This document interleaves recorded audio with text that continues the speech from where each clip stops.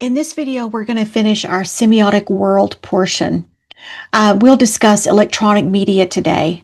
But first, I want to remind you that I am going to be having open office hours on Wednesdays at 2:15 p.m. until 2:45. So here is the link. If any of you need it, let me know and I will share it with you because I want to make myself available. I'd also be happy to meet with you at your convenience if this time doesn't work with your schedule. First, let's talk about electronic media. I should point out that electronic media took semiotics to a higher level. Print ads are static. Radio is all talk. You have to conjure up your own visual vocabulary to fill in the blanks. Electronic is 95% visual, and some ads are 100% visual. So in the beginning of TV, everything was pretty static. People were used to the print ads, so they kind of did the same thing. So they were left-brained. So let's take a look at some TV commercials. Keep in mind what semiotic cues are being employed. The first one we're going to look at is a really old school ad. It's in black and white. It's from the 50s. And I want to see what you think of it. Prove it yourself. Here's a Q tip. How can you prove your Q stick is straight and true? Well, that's easy. Willie Hoppy, world's three-cushion billiard champion, places his cue on the table and rolls it. A warped cue stick will wobble and bounce. A stick that's true will describe an even arc. And now watch a champion use it.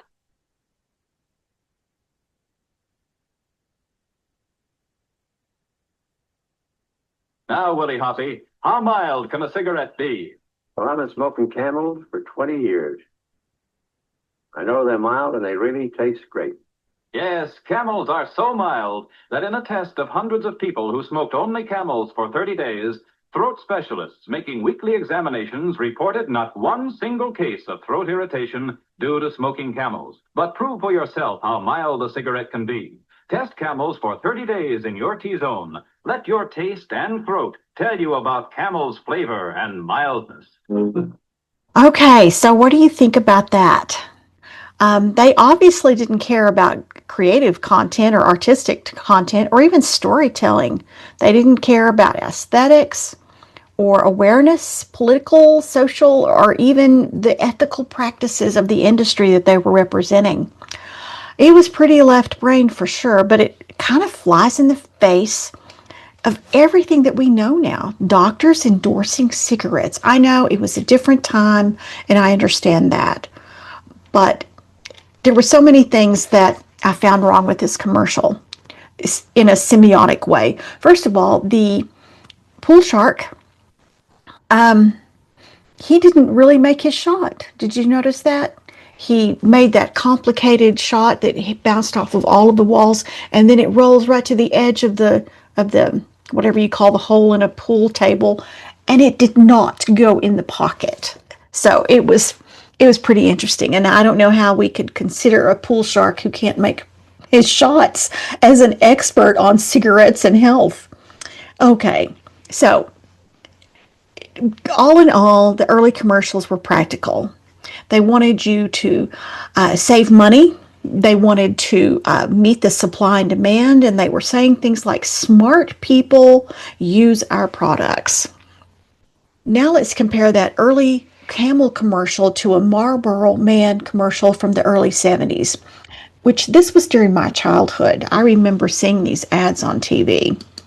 Okay, let's look at this Marlboro ad now. 50 head of cattle stranded out there. You got to get them home.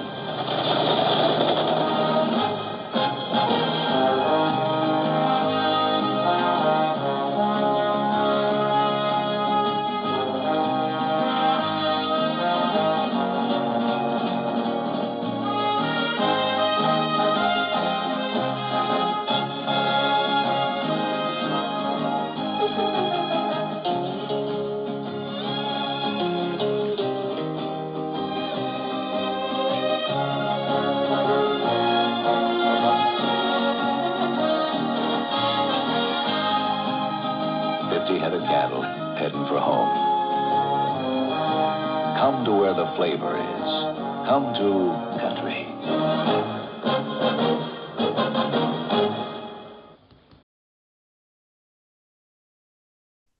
What did you think? It was such an amazing thing for me. I mean, I told you that it was from my childhood, and just the music and the scenery just took me back to a time that was much simpler. This is why I love Western movies. It's a pastoral semiotic technique that Philip Morris perfected with the Marlboro Man. It was the longing for simpler days. It was just nostalgic. It was even that way at the time. It was just, seeing those men taking care of those animals and getting them to safety and enjoying a cigarette along the way. So this is a Budweiser commercial. It's kind of reminiscent of the Marlboro ads. It's using the same sort of scenery and characters, but it's really kind of with a funny side. It's one of my favorites. I could watch this forever. This is a 2004 Budweiser commercial. Okay, here we go.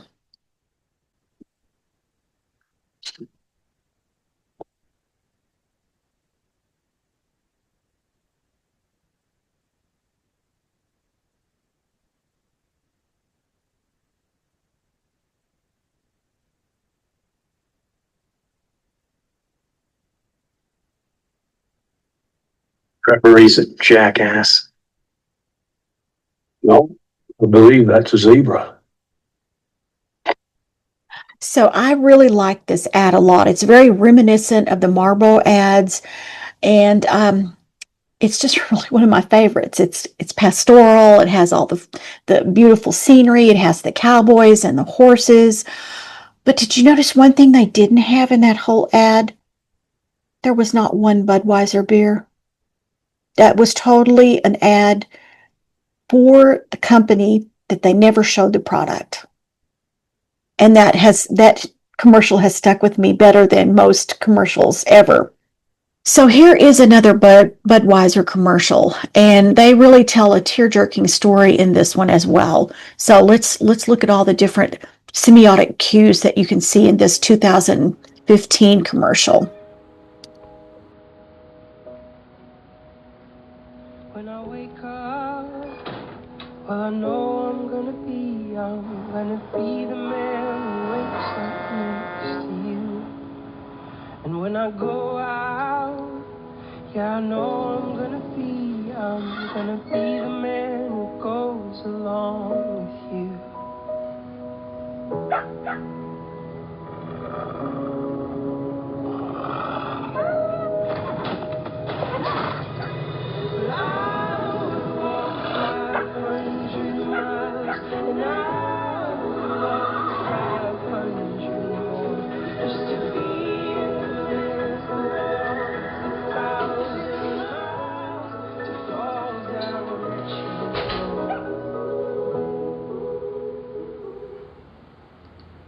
Okay, in that ad, there was also no beer. But oh my goodness, doesn't it kind of like pull at your heartstrings? That poor puppy got lost, and they find the puppy, and the puppy finds his way home. He actually finds his own way home, and they save him at the last second. Oh my goodness. But still, again, no product. The only time I saw anything even approaching product in that particular commercial was the ball cap that the man was wearing. And of course the Clydesdales. That's an obvious nod to the Budweiser, but not really. I mean, it's horses. But anyway, love those kind of commercials. These commercials were becoming really, really epic, and they are beginning to look more like major Hollywood productions. So, but before we go on to the new media, I want to compare the old media and what we have today. So first of all, the communications mode in the old media style was a one-way street. They talked to, or sometimes down to, the audience. The creators of TV ads told the audience what to believe. Yeah, they did focus groups and all of those things, but at the end of the day, communication was still a one-way street. The experts decided what the audience wanted. I suggest that you watch a few episodes of Mad Men if you've never watched it, because it's not real. They really make it dramatic and all of that kind of stuff. But there is an essence that rings true. That is a glimpse into how the early ad men made commercials and all kinds of advertising in their silos. The biggest difference between old and new media, other than the delivery system, is the role that the consumers play in the brand. In the new media, it's a dialogue. Advertisers get an immediate feedback from their consumers with new media. There is no waiting for Sweeps Week or the Nielsen report. Yeah, there's still a place for those measures in audience participation, but more and more advertisers depend on their own channels' metrics, which reflect very specifically what their audience thinks. Then there's the cost. Old media is expensive. Let me show you a chart here. That is Super Bowl advertising costs through the years. And some of those things, my copy of this is not really fantastic, but you can see that it's exponentially, it's just driving the price up since, let's see, about the 2002, I think, is as far as this one goes. So in the span of about, 22 years, 23 years, it has gone from $2.2 million for 30-second commercial, 30 seconds, to $8 million in the last Super Bowl that we had. This is a pinnacle of cost. It's the most expensive place to place an ad. And really, it gets a lot of exposure. A lot of people do watch it. So, you do get some bang for your buck, but $8 million worth? I don't know. Only the really big boys can play in this field. The startups, the people that are pulling their selves up from their bootstraps, they can't advertise on the Super Bowl. They just can't compete. With new media, everybody can join in. New media allows the audience to be interactive. They can even be content creators for new media. And new media does not cost a whole lot of money. Social media is in our everyday social practices. If you're waiting for the bus, if you're socializing with colleagues, you have that phone in your hand and advertisers can get to you. I used to hate waiting in line at the grocery store or the doctor's office. Now I'm genuinely excited about getting to wait because that means I can catch up on my email. I can play a solitaire game. I'm really addicted to those games. It's with us all the time. And how many of you actually are talking to your friends and all of a sudden some actor's name comes up or some unknown fact comes up and you look it up on your phone and that becomes an active part of the conversation with your friends? It's not like one of those deals where, I can't think of that actor's name. I'll think of it. And then in the middle of the night, 2 days later, you remember it and the conversation is lost. So it's a real-time third opinion. How many of you have scheduled a date with social media? I don't mean like one of the Tinder things or whatever, but I mean just like texting somebody and say, hey, let's get together. Or have you made plans to meet with a committee that you're working on, like with your sorority or fraternity, and instead of having a phone call or face-to-face or whatever, you just text them. It's all on your phone. So advertisers get to have you 24/7. You are constantly within their reach. The most important part of social media is to be able to amplify their brand visibility. And that's mainly for people who are just making a business, entrepreneurs, and they don't have millions of dollars to spend on a Super Bowl commercial. They can get their message to you anytime. It really does also create a real positive bond between the brand and the consumers, because they're always pushing for that 5 stars, which, by the way, is another semiotic thing that everybody wants. It's 5 stars. My 92-year-old mother lives with me. And we visit doctors regularly, as you can imagine. And every single one of them send a survey urging us to give them a 5-star review. Doctors are doing this. It's not just commercials for a product. They're also wanting to get in that frame of mind of having good reviews online. Do a curbside pickup at HEB. Remember, I was talking about HEB earlier. And you get a survey literally before you can get out of their parking lot. That's how, on top of all of this stuff, it's all automated now so that they can get those reviews. They can hear about a problem before it gets to be really out of control. New media is really great. And we should be the happiest consumers of all time because we have a voice and they hear us. And we build relationships. They're used to drive traffic to websites. If you're scrolling on your screen in your chosen social media platform, and something appeals to you and you want to buy it, it will drive you to their website and you can buy it right there on the spot. You don't have to wait. You don't have to order it through Amazon. You don't have to order it through a catalog or go to a store. You can buy it that second. And there's so much generated content from users so that you can see what other people's experiences were, like unboxing and that sort of thing. And basically, that means that the companies can be up to date with the content that they are giving to their users, and they can analyze the effectiveness on the spot. They don't have to wait. There's another side to the new media. Do you ever feel like your devices are listening to your conversations? Well, spoiler alert, they actually are. But even sometimes it seems like that it's a little bit more than that. You can just think something and all of a sudden those ads start showing up in your feed. And I don't think that they're literally reading our minds yet, but they're very aware of your patterns.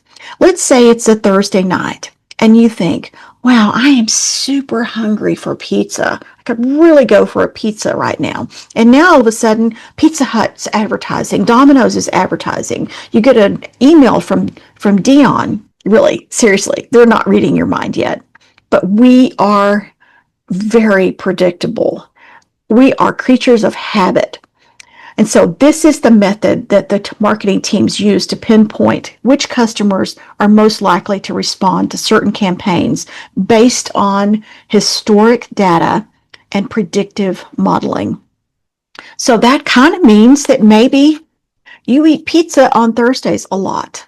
Maybe you have an app that you order that pizza from every Thursday night or every time that you read some article about college football. Your device does keep up with your every move, every click.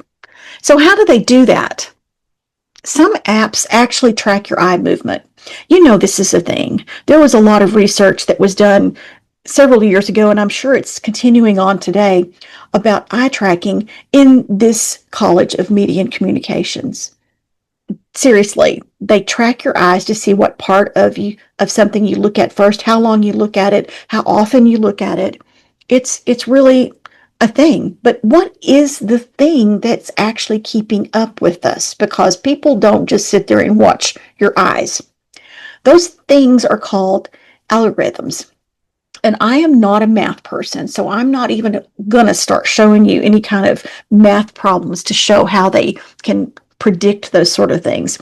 But it's just basically a technical way of sorting your posts and clicks and the time you spend on a video, the time you spend on an ad, if you click through the content, and if you engage, if all of those kinds of things are algorithms. They're written by these coders who use logic with machine learning.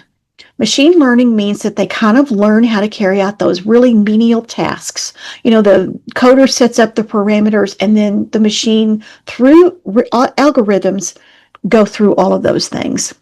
Algorithms are basically the worker bees that manage several tasks which would be really tedious and time-consuming and slow for humans to carry out. So they manage flows of content through active recommendations, as well as they do negative shadow bans for some things as well. That's been proven. and they mediate interaction with information through likes and comments to improve your content discoverability. Looking at this math in the bright sunshine, it seems very sterile, nothing to see here, move along sort of thing, but they are double-edged swords.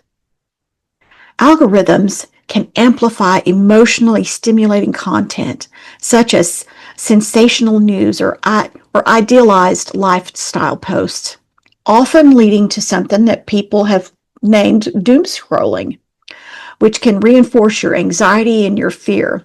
I have to watch myself because I easily fall into this trap, especially in tense times. This is what makes our civilization so starkly divided on some issues. The algorithms take note of your preferences and feed you more and more of the same thing, filtering out the opposing opinions, and down that rabbit hole we go.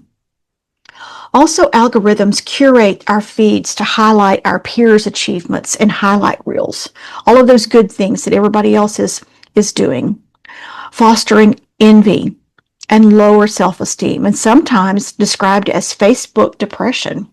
Studies link heavy social media use to greater anxiety, depression, loneliness, and fear of missing out, especially among teens and young adults. Engagement-driven models may intentionally or unintentionally favor extreme or sensational content, reinforcing negative emotional states and worsening mental health. I realize that some of what we've talked about in this lecture goes beyond the scope of semiotics, but I want to emphasize what a powerful tool the new media really is. You need to know the upside and the downside, and you'll need to make a choice of how you use it in your professional career. We're going to be discussing ethics and best practices in Module 5. Next up, we are going to talk about digital literacy. And then finally, to wrap up this particular module, we are going to do kind of a digital literacy test. So I will see you in the next video.